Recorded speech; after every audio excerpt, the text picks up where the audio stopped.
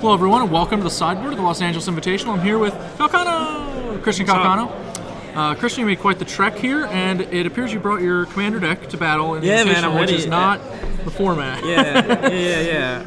Christian's playing a 5-color control deck, kind of similar to what we've seen a few others playing at various Grand Prix and Opens, but definitely has its own spice and flavor to it. You've got a lot of different creatures, but not very many of them. Nope. Thragtusk is the only creature you even have multiple copies of.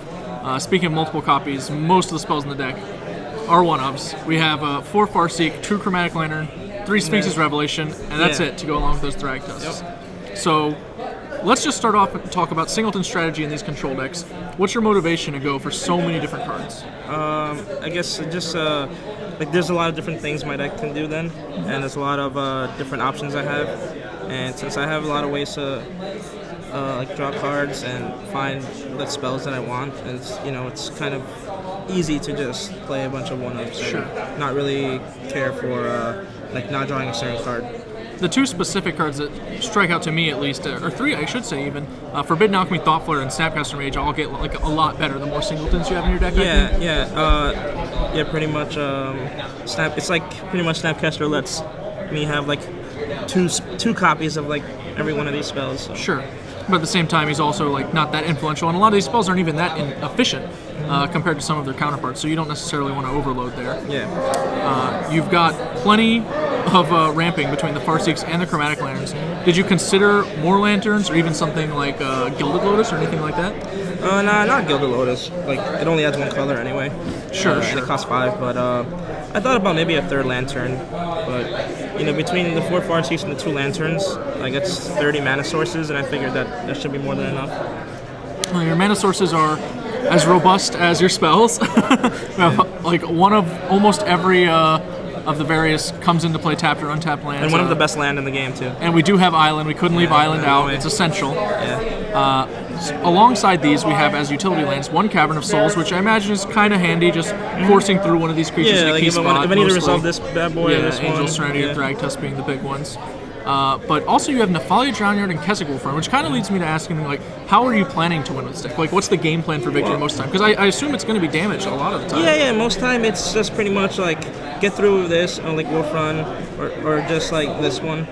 But it's like if I'm playing as a control deck and it's a grindy game, I can also just mill them out too.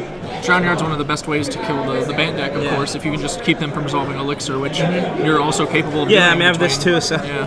Yeah. Very, very easy to actually get there on that. So of your wild array of sweet spells, why don't you pick out a few of your favorites? This one. Slaughter Games? Okay, we've immediately pulled out Slaughter Games. Yeah, because like I think there's a lot of decks that just fold to it. Sure. Like, I was playing on Magic Online, and he's playing the Angel of Glory's Rise deck, and I just named Angel of Glory's Rise, and he just couldn't win.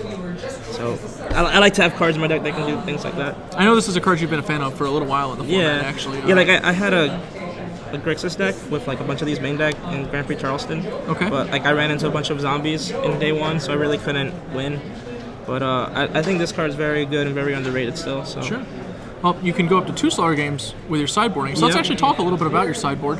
One of the things that's nice about these singleton strategies is you can board in even more variety post-board and get rid of all the stinkers. Stuff like Pillar Flame or Deathwind, not great in the control matchup. You board those out, bring in something spicy like a Sansa Delirium or a Vraska, which they're really not going to be expecting. So your sideboard has been constructed with plenty of singletons. Why don't you pull out some of the sweeter ones? Let's talk about Sands, because I think that's one that's recently come into its own. Like it's pretty much like against the control decks. If they don't answer it like within the first few turns, they're literally just dead. Because it gets too out of hand, and they don't really have a way to win fast enough for it to for them to beat it. So they can never race it. So it's pretty good there. You've also got Increasing Ambition as an additional form of card advantage postboard. I assume you're bringing this one in mostly against the control decks. Yeah, just a ways to find the one card I need to beat them. Sure. So against control decks, I'd probably Ambitions for that, or Ambitions for Door to Nothingness. That's right. We do have the Door to Nothingness, Ali's pet card that has strangely managed to find a home in these Chromatic Lantern decks. I don't think any of us saw it coming when we saw Door to Nothingness get the reprint, but yeah, sweet. I like it. Yeah, it's we're showing people the door in Standard these days. So beyond that, do you have any other sweet comments? Anything else you want to say about the deck? Any shout-outs? Any shout-outs? Man, shout-outs. We have I guess wealth. my friend Mikey K. He gave me the the pep talk to play more than one of these in my sideboard. Rockspace Vendor. Like I had one main deck, one sideboard, and I wanted to have the old one of sideboard. And he talked me, he convinced me to like play the second one. I was like, okay, you win. Talked you into reason. I guess I think it'll work out. All right, well, to reason then, and to Mikey K. Yeah. Thanks for coming over, Christian, and good luck in the tournament. Thank you, appreciate it.